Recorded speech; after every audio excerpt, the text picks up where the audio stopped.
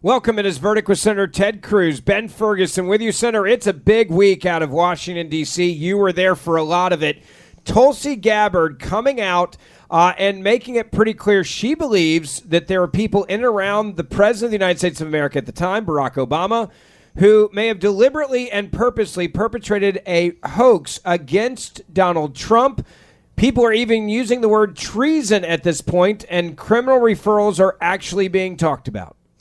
Well, Tulsi Gabbard this week released a bombshell. She released evidence that Barack Obama and his senior intelligence team deliberately lied to the American people. They knew they lied, and they did so to undermine the incoming Trump administration, the incoming president who had just been elected in 2016. And the bombshell, we're going to break it down for you. She laid out chapter and verse. She brought the receipts, how for months the Obama intelligence community had assessed Russia was not trying to interfere with the election, was not trying to elect Donald Trump, which is, of course, exactly the opposite of what they spent the next 4 years telling the American people. We're going to break down exactly what she laid out and what it means and what the criminal liability is, who's going to be held accountable, and what to expect next. We're also going to do something that is really important, which is break down the details of the one big, beautiful bill. It is signed into law. President Trump signed it on the 4th of July. We're going to tell you the major conservative victories that were in that bill. It had, without exaggeration, more major conservative victories in that bill than any piece of legislation that has ever passed into law in the history of our country. We're going to explain it all to you. Yeah, it's really incredible. We're going to have that for you in a minute. If you're a conservative like me, and you may have decided, like I have, I am going to give my money to companies that are aligned with my values wherever I can. I am so sick and tired of liberal companies fighting against my family values. And one of those things is I look at every day, it's like, all right, what do I use? Well, every day I wake up and I get a cup of coffee. Look, good coffee is easy to find. Great tasting coffee is a lot harder to discover. That was when I was introduced to Crockett Coffee by two of my good friends that started this company, Clay Travis and Buck Sexton. And they sent me some Crockett Coffee, and let me just tell you, it's special. Crockett Coffee is roasted perfection in small batches on purpose by experts who love the taste of amazing coffee. It's roasted in our nation's heartland and delivered fresh to your home whenever you need it or your office. Now, this is a cup of coffee. Once you try it, you're going to be hooked because it's just such an amazing cup of coffee. It is small batch, and they do it, and they specially import their beans. This is what you've been missing. Now, I want to save you money when you try it. You can also choose, by the way, between fresh ground coffee, whole bean, K-Cups, and if you're interested in mushroom coffee and the positive benefits that come with enjoying that, Crockett Coffee is now offering that. So go online to crockettcoffee.com, all right? Use my name, Ben. You're going to get 20% off your first order of premium small batch coffee. That's crockettcoffee.com.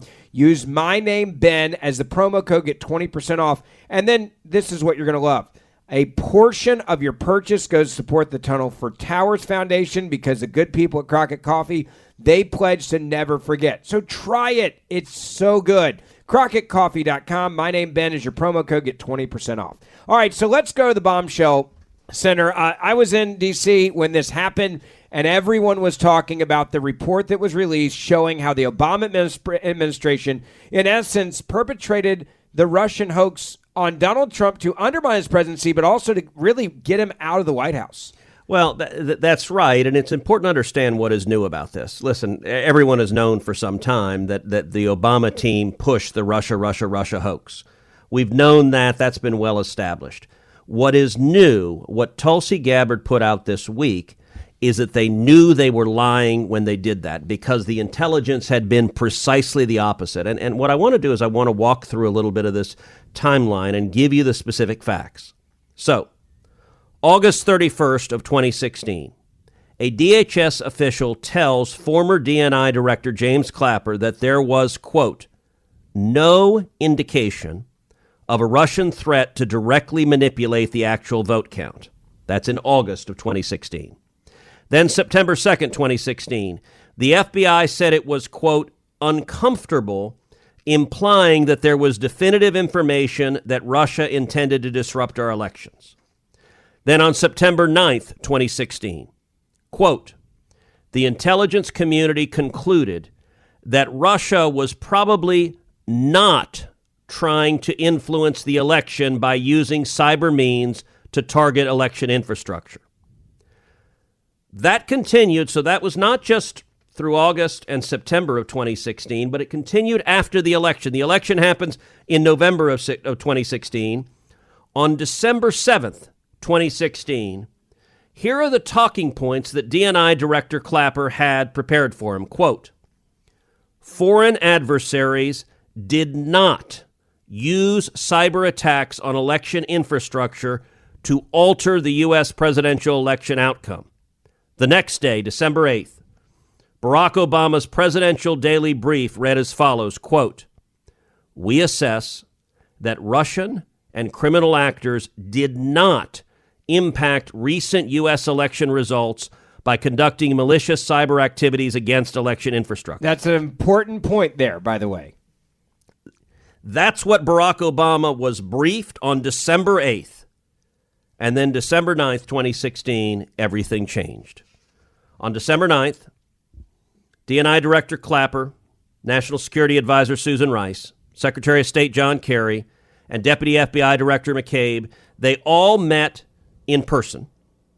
And in that meeting, they reversed course entirely, 180 degrees. They flipped, and they agreed to recommend sanctioning members of the Russian military intelligence because of the Russia hoax. They tasked the intelligence community with creating an assessment of the tools Moscow used to influence the 2016 election. And that same day, deep state officials in the intelligence community began leaking false intelligence to the Washington Post. This was a decision they made to lie to the American people, and that's the new deliberately piece. And orchestrated and well Yes. planned out. This wasn't just a random let's go out there and lie at a press briefing. This was a plan, like writing a movie script, of how you are going to lie to the American people and use the intelligence agencies to do it. And what Tulsi Gabbard has now given us the receipts on is they knew they were lying. That for months and months and months, the intelligence community had been reporting exactly the opposite. So when they made this decision, it was a political determination. It was a political determination because they hated Donald Trump, and it was a political determination because they were furious with the American people for electing Donald Trump president. And this was an attempt to subvert democracy, and this was an attempt to overthrow the then newly elected president of the United States. And what is brazen about it is that they did it, all of the intelligence that for months and months and months had been reported, it suddenly magically disappeared. They didn't acknowledge it. They simply, those facts were no longer operative. They had a political agenda. Facts be damned. And they were willing to lie to the American people, and they were willing to lie to Congress. Yeah, when you think about changing the papers, is the way it was described at the White House press briefing, where it was like, the report says 1 + 1 = 2, and they're like, no, we're going to change that to equal 7.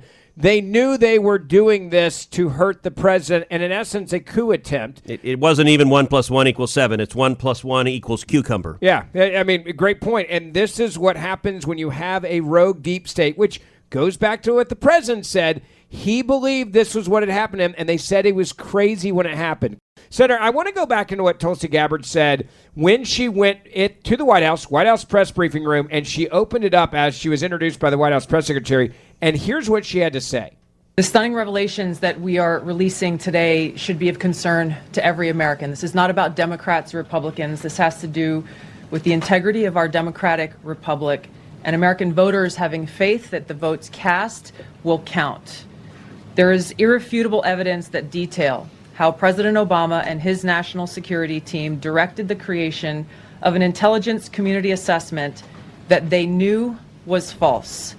They knew it would promote this contrived narrative that Russia interfered in the 2016 election to help President Trump win, selling it to the American people as though it were true. It wasn't. The report that we released today shows in great detail how they carried this out. They manufactured findings from shoddy sources. They suppressed evidence and credible intelligence that disproved their false claims. They disobeyed traditional tradecraft intelligence community standards and withheld the truth from the American people. In doing so, they conspired to subvert the will of the American people who elected Donald Trump in that election in November of 2016. They worked with their partners in the media to promote this lie, ultimately to undermine the legitimacy of President Trump and launching what would be a years-long coup against him and his administration. A years-long coup against him and his administration, orchestrated with the deep state and the media. She's indicting all of them, saying they knew this was a lie. She is, and I will say, as she rightly pointed out, the evidence she put out shows, number one, it was false that Russia was trying to interfere with the election, but number two, a second predicate of their lie is that Russia was trying to interfere to benefit Donald Trump. That was a critical Democrat partisan lie. And one of the pieces that she put out is that the Obama intelligence community assessed that Russia had in its possession damaging information about Hillary Clinton, including DNC communication. So this is the Democrat National Committee communicating, saying that Clinton was suffering from, quote, intensified psycho-emotional problems, including uncontrolled fits of anger, aggression, and cheerfulness. And by the way, that's really weird. Well, if you've been around Hillary Clinton and cheerfulness, yeah, if you've been around Hillary Clinton, she's not exactly the most cheerful person, so that would be a red flag.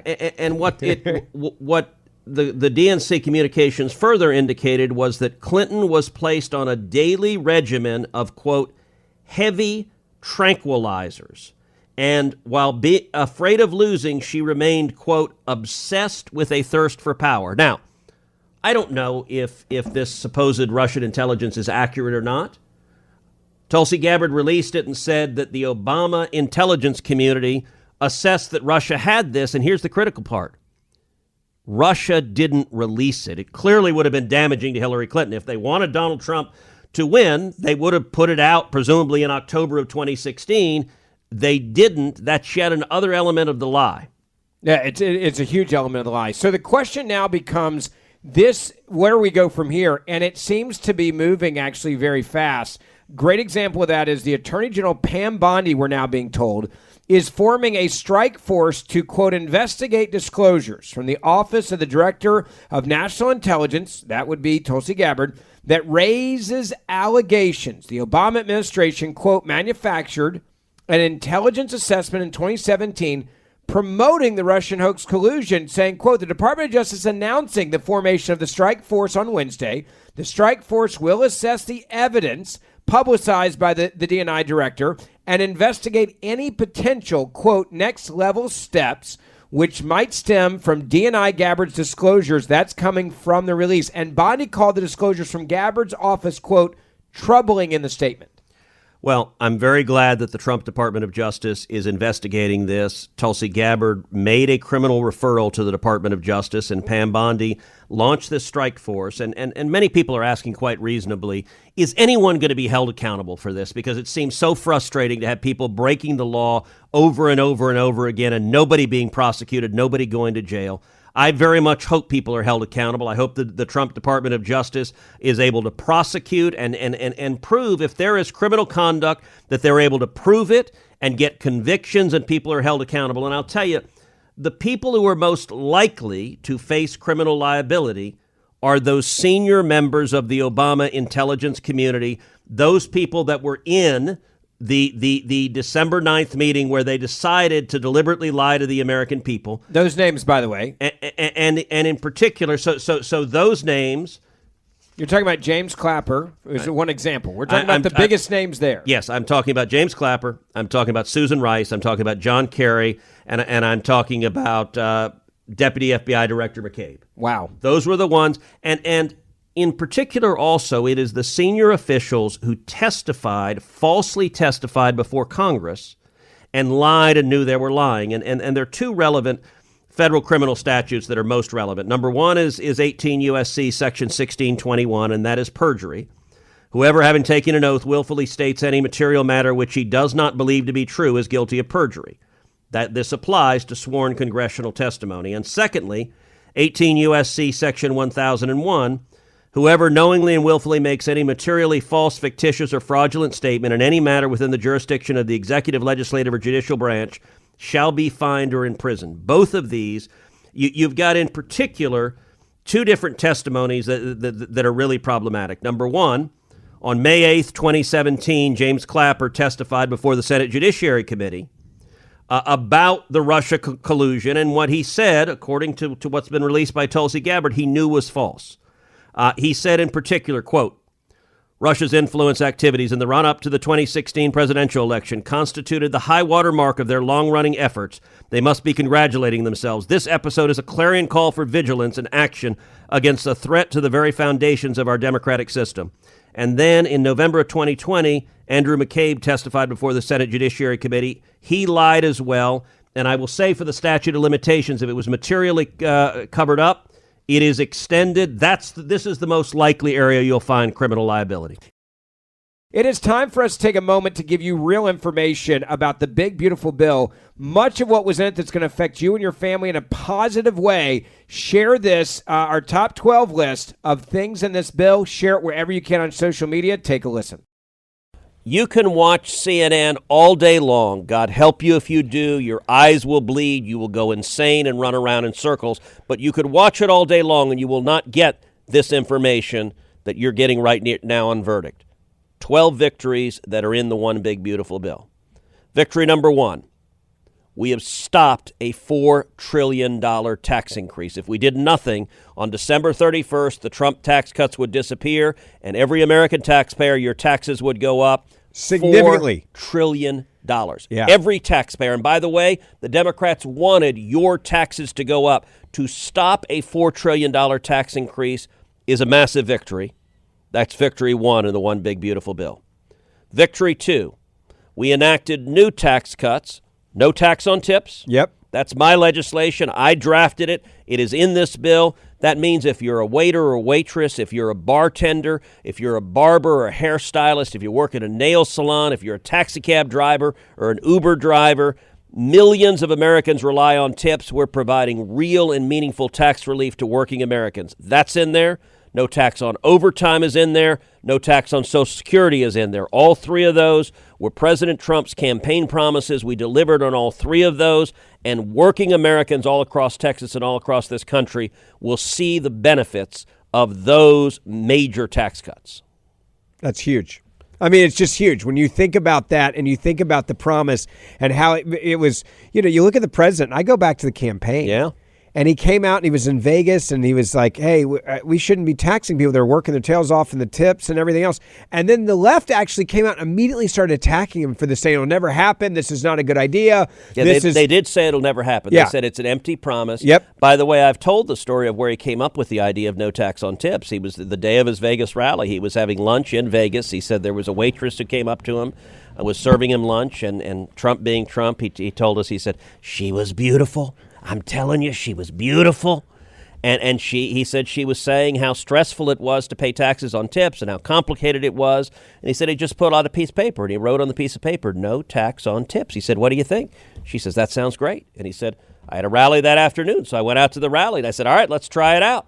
And he said, no tax on tips. Place went nuts. It went nuts. And because that's a tip town. I mean, yes, it is. People 25% of the workers in Nevada are tipped workers. And so they rely on it as their income. Yes, and so I saw it and I said, this is political genius, and I immediately drafted the legislation to make it happen. That is part of one big beautiful bill. Victory three, securing the border. We mentioned what the president has done by enforcing the law. What we put in one big beautiful bill is $150 billion to secure the border. It is the largest investment in border security in the history of America. It will build the wall. It will complete the wall. We will hire more Border Patrol agents. We will hire more ICE agents. We will build more detention facilities. We will have more detention beds, and we will employ technology, infrared, drones, helicopters. It is, as I said, the biggest investment ever to secure the border. That is in the bill. One of the things that you mentioned there was technology. It is amazing to see how far behind we've been on technology and how we didn't have the funding for the technology that we knew we needed. That was clearly done on purpose by the prior administration, because if you don't have the technology, then you're behind. The cartels are ahead. The human traffickers are ahead. The people are ahead of you. They held us back on purpose to, again, open the border. Yes. So we've been playing catch up, and that's why this money was so important in this bill. There's another strategic victory, which is every spending bill, the Democrats hold border spending and military spending hostage. Yep. What we've done is funded the things that are critical to keeping this country safe, which means the Democrats can't hold it hostage anymore. So there's a tactical advantage going forward on the next budget battle, because this $150 billion, we have appropriated it. It is going out the door, and there's not a damn thing Chuck Schumer or AOC can do to stop it. That is valuable. On the psyche aspect of it, because I do think this is one of the things that is, I'm witnessing a change. Our Border Patrol agents, whether it's Department of Homeland Security, ICE, yes, their mentality right now has got to be on a high. It is like a drowning man about to die, given a life preserver, lifted out, saved. They are able to do their jobs. They're locking up bad guys. They're fired up. They're ready to stopping go to war. Human traffickers. They're stopping drug traffickers. Every time I see a Border Patrol agent or an ICE agent, to be honest, half the time we just hug. I mean, the level of they're just like, thank God. We get to do our job. Victory number 4. Repaying the states for border security. $13.5 billion, over $10 billion going to Texas. Texas taxpayers spent over $10 billion to secure the border because Joe Biden and the Democrats refused to do so. I helped lead the charge to repay the states. That is in there. That means Texas is getting over $10 billion paid back. That's a huge victory. Victory number 4. Victory number 5. Rebuilding the military. Over $150 billion to support our soldiers, our sailors, our airmen, our Marines, to build new submarines, to build new next-generation fighter jets, to improve our ability to stand up to China, to stand up to our enemies, to combat hypersonics, the next generation of warfare. Look, with the military, often you're fighting the last war. We're going forward, we're going to face 10,000 drone swarms using AI, investing $150 billion to make sure we can defend this nation. There's no responsibility the federal government has that is more important. And by the way, this is the money the Democrats always hold hostage. So we funded it right now. They can no longer touch this hostage because this is done. Huge. Victory number 6, the Coast Guard. Now, this is something I'm particularly proud of because, as you know, I'm the chairman of the Committee on Commerce, Science, and Transportation. Yep. The Coast Guard is in our jurisdiction. So I wrote the Coast Guard provision. $24 billion for the Coast Guard. This is the single largest investment in the Coast Guard in the history of the United States of America. To give you a sense of the scope of the order of magnitude, the annual budget of the Coast Guard is about $12 billion. We are spending about 200% of the annual budget on the Coast Guard in investments. And what are we doing? We're buying new ships. We're buying new helicopters. We're buying new physical infrastructure. And critically, we are investing in ice cutters, in polar ice cutters, and Arctic ice cutters. Right now, China is kicking our ass in the Arctic. And the Arctic is critical for national security. Any war, ICBMs are going to come over the Arctic. The Arctic is now, you've got the United States on the Arctic, you've got China playing on the Arctic, you've got Russia playing on the Arctic, and we are losing. This funding will enable us not only to compete to win, and by the way, a huge theme of everything I do in Congress is beat China, beat China, beat China. This investment in the Coast Guard is to beat China in the Arctic. But let me tell you a huge America First benefit for this, which is shipbuilding in America has almost entirely disappeared. Yeah, and that's scary from a national security standpoint. It is very scary, but this Coast Guard bill will bring shipbuilding back to America. You look at Galveston, Texas. Yeah. There's a huge multi-billion-dollar shipyard that is being built and expanded right now to build these ice cutters. And the problem previously is if you're a private company, you couldn't make the multi-billion-dollar investment because you didn't know where demand was going to come from. Because we have $24 billion appropriated, there is a multi-year stream of buy orders coming from the Coast Guard for these ice cutters. That is going to bring back thousands of jobs, good American jobs, right here building ships to keep America safe. That is in the bill. I'll tell you, when I was in the Hill Country, when I was with the Coast Guardsmen who were rescuing Texans from the floods, every single coastie, every one of them, every man and woman knew exactly about this investment in the Coast Guard. They knew it was the biggest in history, and every one of them said, thank you, this will make a massive difference in our ability to do our job. I've got a good friend in the Coast Guard, and he said to me the other day about this. He said, the Coast Guard, and he's been in for 20-plus years. He said, we've always gotten the hand-me-downs. We get the leftover equipment and the old equipment. That's a lot of their equipment literally come from surplus, from military and other things. He said, this is the first time that we are now like on the cutting edge on our own because of what you just described. He said, not only has morale gone through the roof, we're no longer like the forgotten agency. Like we're kind of like, the fifth wheel of military and government. He's like, now we matter, and it matters for national security as he described it. And I think that's a great point. That is absolutely right. And by the way, the Coast Guard also does drug interdiction. It does border security. Exactly. The Coast Guard is critical for securing our border. And so this investment, having those Coast Guard cutters to stop drug traffickers, stop human traffickers, and also to engage in search and rescue, which is hugely important. That investment is something I care deeply about. And by the way, we're at number 6. I told you I'm going to give you 12 major conservative victories in the One Big Beautiful Bill. We're at 6. I actually want listeners to pause for a second. How many of you could list the first 6 before this podcast? And I just want to make the point. What kind of job does the corporate media do? I'm willing to bet virtually none of our listeners could have listed those first 6 because the news hasn't covered it. And it's why we do this podcast, to give you information so that when you're talking to your friends and your colleagues, you will know what's being accomplished. There's a reason President Trump is so excited about this One Big Beautiful Bill, because it is massive, massive victories for America. Number 7, spectrum. Now, spectrum, what is spectrum? Electromagnetic spectrum. It is how we communicate. It's how our cell phones work. It's how Wi-Fi works. It's how satellites work. It's how streaming works. It's all of electronics.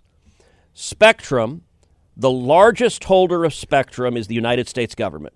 The United States government has vast swaths of spectrum. And under Joe Biden, the United States government stopped making new spectrum available to the private sector. They ended auction authority. It was grotesquely irresponsible. It did massive damage to America. It destroyed jobs in America, and it let China get ahead of America. In this bill, I wrote the legislation that directs the federal government to auction to the private sector 800 megahertz of spectrum for private sector investment. What does that mean? Number one, that will generate in excess of $100 billion of revenue to the federal government. Wow. Real money. Now, even in government terms, $100 billion is real money. And listen, you and I are deeply concerned about the deficit and the debt. The entire commerce title that I wrote that had historic investments in Coast Guard and a bunch of other things, I ended up saving over $40 billion, reducing the deficit and the debt by over $40 billion. And the driver was because of Spectrum Auction Authority. We will bring in $100 billion to pay down the debt. That's incredible. That's real money, but it's not the biggest piece of this. The biggest piece of this is by auctioning this spectrum off, we will open up billions and billions of dollars of private sector investment. The companies that buy this spectrum are going to invest. It is going to create hundreds of thousands of jobs. That is not an exaggeration. Hundreds of thousands of jobs. And you know what spectrum is all about? Beating China to 6G. I mentioned my consistent theme, beat China. Beat China in the Arctic with the Coast Guard. Beat China to 6G with spectrum. And I got to tell you, 3 months ago, there was nobody in Washington who thought we could get this done. I sat in the office of the Speaker of the House, Mike Johnson, a good friend of mine. I said, Mike, we're going to do spectrum on the One Big Beautiful Bill. And Mike laughed in my face. He's a good friend, but he's like, there's no way. He said, there's no chance. because the Department of Defense and the CIA will fight you. They will stop you. You cannot get it done.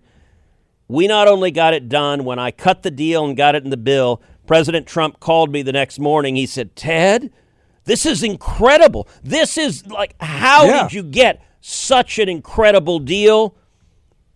Historic spectrum auction authority producing hundreds of thousands of jobs and beating China to 6G. That's in the bill.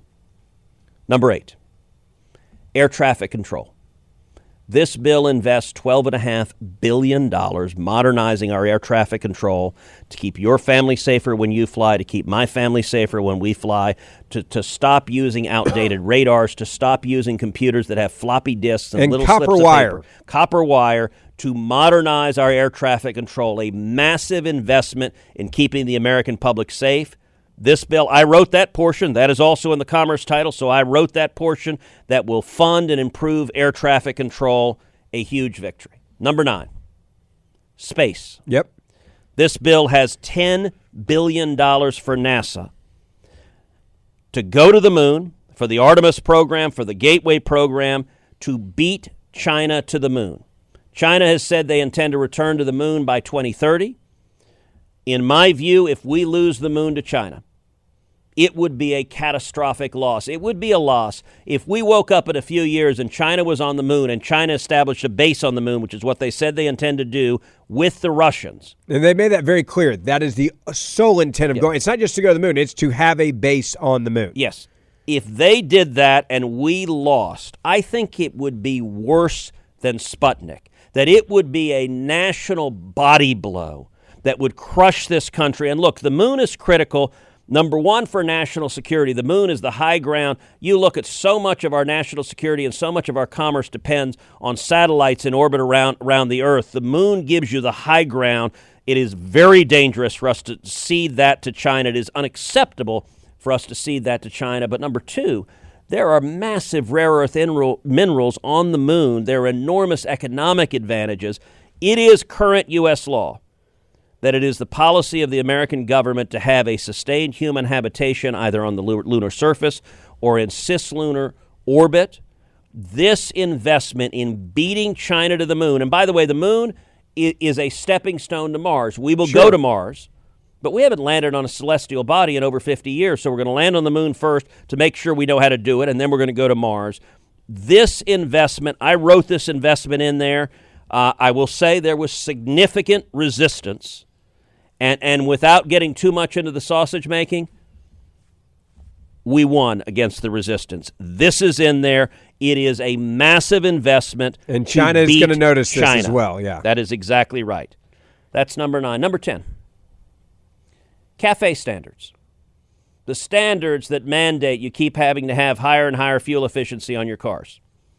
That's what the Biden administration has used as its tool, as one of its tools, to wage the war on the internal combustion engine, to try to force every car to be electric, is they keep jacking up CAFE standards higher and higher and higher. What does that mean? Number 1, it drives up the cost of your cars. You notice cars have gotten a lot more expensive. Trucks have gotten a lot more expensive. Number 2, it makes cars less safe. Because one of the ways you get the gas efficiency higher is you replace metal with plastics. You get cheap make it plastic, lighter. Cheap plastic that crumbles in a crash and more people die. In the commerce section of the One Big Beautiful Bill, you know what we did to CAFE standards? What was that? Zeroed them out. Really? They're gone. So it's actually, and this so you're telling me that my car, instead of being all plastic where you have a little fender bender and everything breaks, they could actually go back and say, hey, we're not trying to save weight here. We're trying to actually make safe cars again. It can be a great American car again, made of steel, tough as hell. And by the way, you want to buy an electric car? Great. That's your choice. Yeah, you want to buy a hybrid? Great. You want to buy a gas car? Great. It ought to be consumers choosing. And actually, the way we did this, we very much modeled how in 2017 we repealed the individual mandate on Obamacare. So that was a fight I led in 2017, the individual mandate. The way we eliminated it is under the rules of reconciliation, we could not eliminate the legal mandate to buy health insurance, which was the individual mandate under Obamacare. So you know what we did? We made the penalty 0. So you used to be the IRS fines you. If you didn't buy health insurance, the IRS would fine you. It is still the law. You're required to buy health insurance. And if you don't, you will be fined $0.00. we did the same thing to cafe standards. So they can put their standards out, Yeah, but we the don't care. penalty for violating it is 0. And I want to mention, look, this is, again, like PBS and NPR, this has been a conservative battle for 50 years. And Democrats have been winning for 50 years, unfortunately. And we got this done. I wrote this portion. It is in the bill. It is zeroed out. And we got this done. And I'm willing to bet fewer than 1% of our listeners even knew we had done it, because we won so many victories that this falls all the way down to number 10 on the list. Incredible. Well done.